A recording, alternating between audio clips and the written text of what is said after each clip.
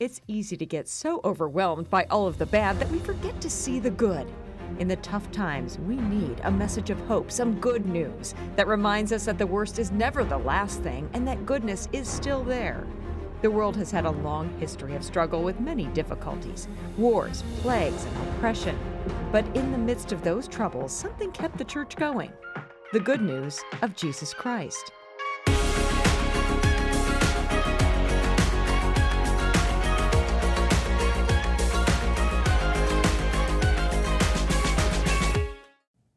You know, it can be so overwhelming when we live in a world that we're constantly surrounded by negativity. And we don't have to look too far to see that negativity. And it seems like when we focus on the negativity, it can be so hard to see the good. And really, we have a choice with how we're going to respond to what we experience in our lifetime. And when there's so much negativity around us, when it comes in the form of an election, when it comes in the form of racism in our country, or it comes in the form of a global pandemic, it can be really difficult to see the good.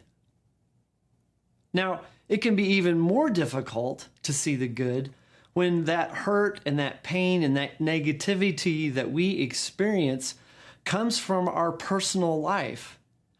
When that negativity and that hurt and the pain comes from people that are closest to us, then it can be really hard to know how to deal with it, to how to respond. And we can become trapped in that negativity. And then what happens for some of us is that this can be a slow descent, a slow spiral downward into depression, when we can't see how things can get any better. And we can become filled with bitterness in our lives. And we can feel no peace. And if we're not careful, we can become people who don't actually work towards peace, but actually work towards division. And, simply put, we become what we focus on. Think about that for a second. Think about the mental energy that you use and what you focus on. Because we become that. If we're surrounded by negativity, then guess what? We can become negative people.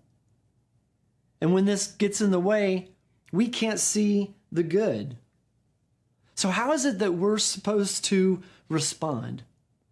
How are we supposed to respond when we feel hurt, when we feel pain, and we live in really a negative world? In this series, Some Good News, we're looking at the letters that Paul wrote to churches that he had started. He writes to them to encourage them in the way of following Christ. And this way of following Christ is sometimes, and most of the time, very countercultural. So he writes to them to encourage them. And the church we're going to look at today was the church in Philippi. Here's a map of Philippi. You'll notice it's northwest of where Ephesus is. Last week we talked about Ephesus. It was a very wealthy city, and Paul intentionally goes there to start a church. And they were very receptive to hearing the message of the good news of Jesus Christ there. And an interesting thing about Philippi, and what's important to know, is it was a very rich city, that there were gold mines all around the city. And it was actually a place where they minted gold coins. So the church in Philippi was very special because they had the money to actually build a church that people could come together and worship in. Christians coming together and worship in an actual building.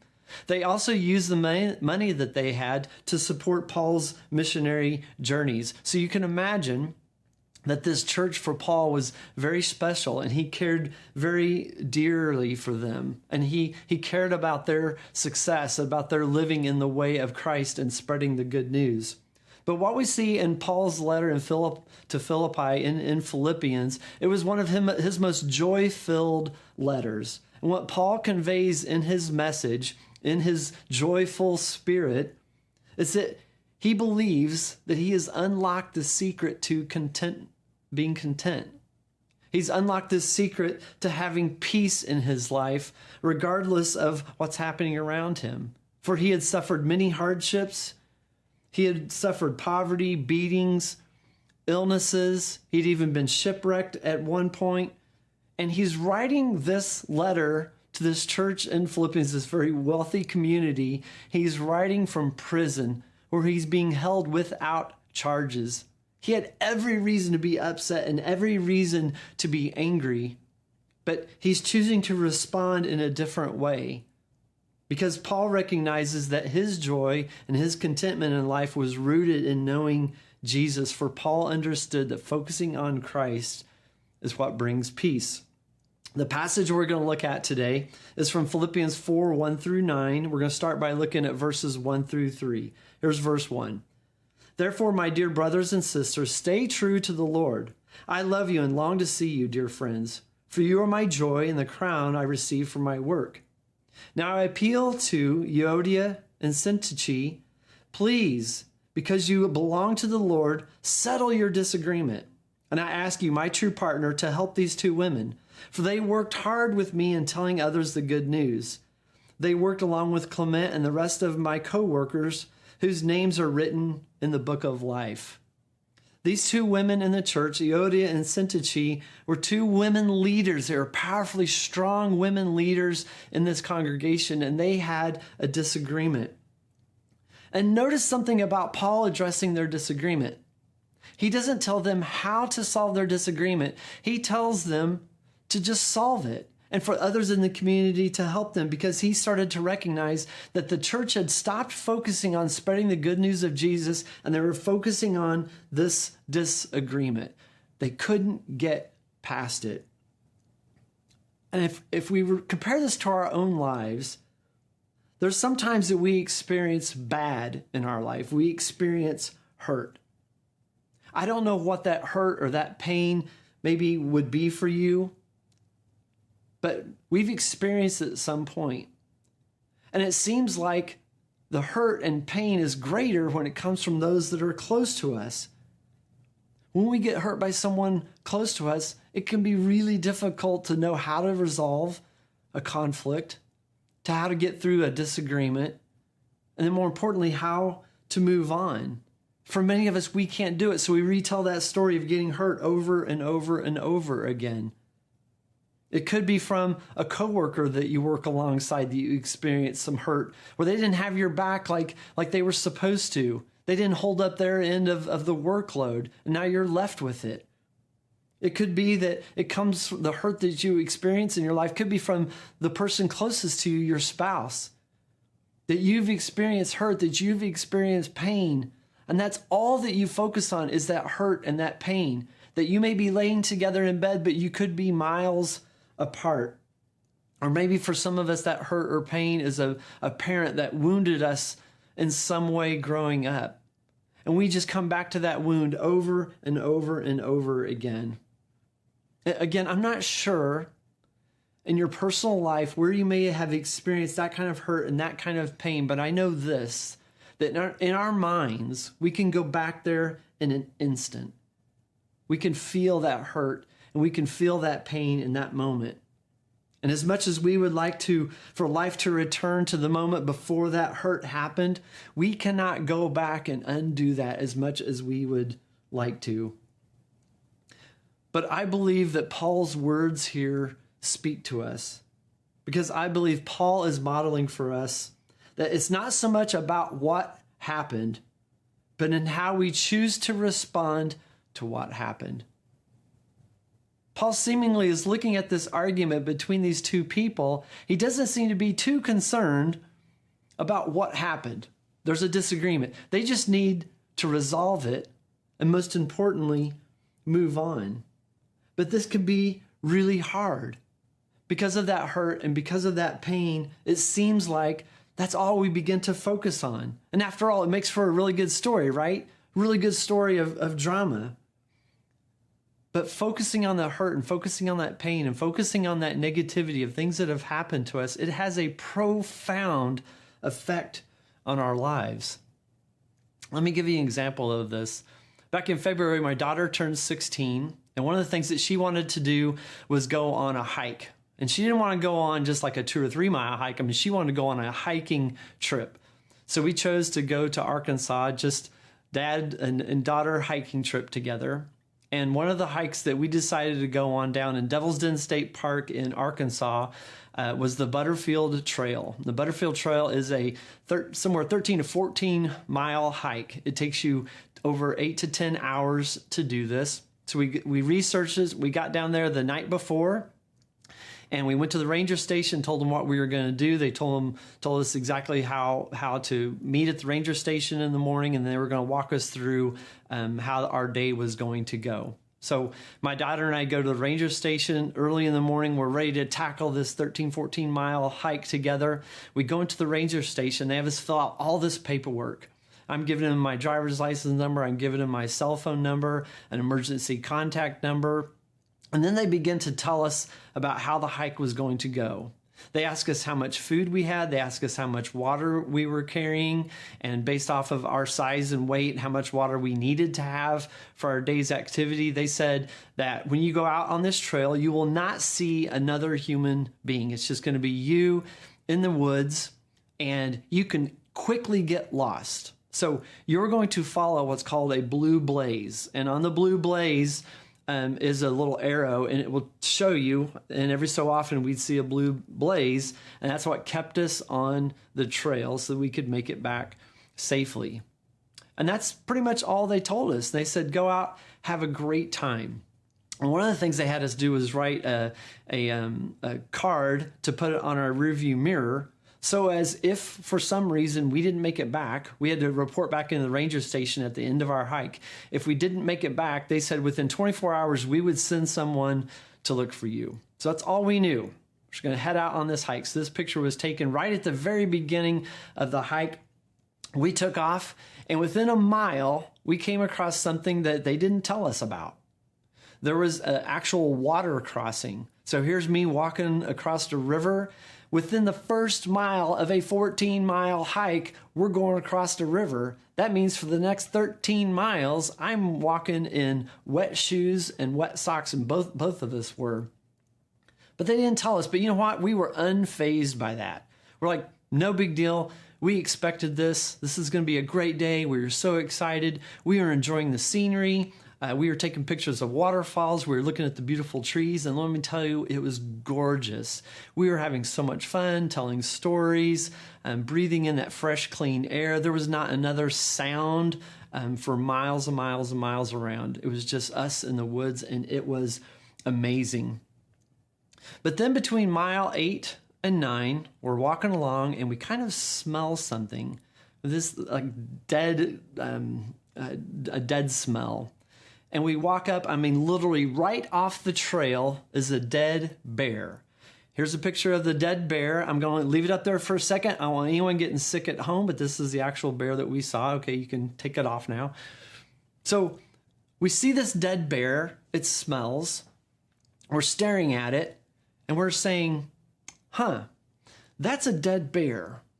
If there's one bear in the woods and it's dead, I bet you there's other bears. So for the next few yards as we walked together, it began to consume us what we had just walked past. That was a dead bear. Have you read about bear attacks? They happen in the woods when you're on a hike. That's all we could think about. So at mile 9, it was a practice that every single mile marker we would stop and take a picture. At mile 9, we stopped and took this short video. Okay, this is mile 9. About 0.3 miles ago, we saw a dead bear. A big, dead, black bear. It was a brown bear. Oh, it's black. They don't have brown bears down here. I don't know. Bear. I don't remember that from school. Okay, we got... Feeling good. 5 more to go. So after that, this is our actual map from Runkeeper of our day's hike. From mile 9 to the end of our hike, which is around 14 miles, all we talked about was the bear. We were freaked out. It was very, very scary. Every sound we heard in the woods, we'd look. We stopped taking pictures. We stopped looking at waterfalls. However long it took us to get from mile 1 to mile 9, from mile 9 to mile 14, man, we were flying. We just wanted to get that hike over with. It consumed us. That's all we talked about. And then the ramifications of being in the middle of the woods with a bear was on us. That's all we could think or talk about. It consumed us. You know, and thinking about this idea of being hurt, when we experience hurt or pain, we have a choice of how we're going to respond. When we experience that hurt, when we experience that pain in our life, we have a choice of how we're going to respond. When I look at our hike, we had a choice of how we were going to respond to seeing that bear. It was scary. We missed out on 5 miles of a joy-filled experience because of seeing the bear. You know what's interesting about this idea of when we experience hurt and pain, we have a choice of how we're going to respond. I did some research after experiencing seeing that bear on bear attacks. You know what I found out is that how to survive a bear attack, if it's a brown bear, then you lie down. If it's a black bear, then you fight back. Think about that concept and that idea when we experience hurt and pain in our life. Do some of us lie down and close ourselves off from the world, not letting anyone in because of that hurt, because of that pain? Or do we respond as if it's a black bear and we fight back? And our response to the hurt and the pain that we experience with those that are close to us is to make sure that they feel hurt and pain. I want to pause and ask ourselves this question. What's at stake with how we respond? Why does it matter how we respond to hurt and pain in our life? Because if we respond with anger and we attack back, then we are pushing others away from us. And likewise, if we close ourselves off by hiding, by staying within ourselves, it is an incredibly lonely existence, because either one of these responses to hurt and pain, we miss out on the peace and love of God in our life. We miss out on that love of community, that love of having people around us, because we have a choice with how we respond. And neither of these ways of hiding from a person is shutting off emotionally or attacking back to them is a response that is in the way of Christ. These seem to be our flesh responses to feeling hurt and pain, but there is another way. Paul recognizes this. He writes to the church that he loves dearly, and he describes for them and he describes for us what living in the way of Christ looks like. This passage comes right after him telling the two women to stop arguing, to solve their disagreement, and to move on. He says this in verse 4 of chapter 4. Always be full of joy in the Lord. I say it again, rejoice. Let everyone see that you are considerate in all you do. Remember, the Lord is coming soon. Don't worry about anything. Instead, pray about everything. Tell God what you need and thank him for all he has done. Then you'll experience God's peace, which exceeds anything we can understand. His peace will guard your hearts and minds as you live in Christ Jesus.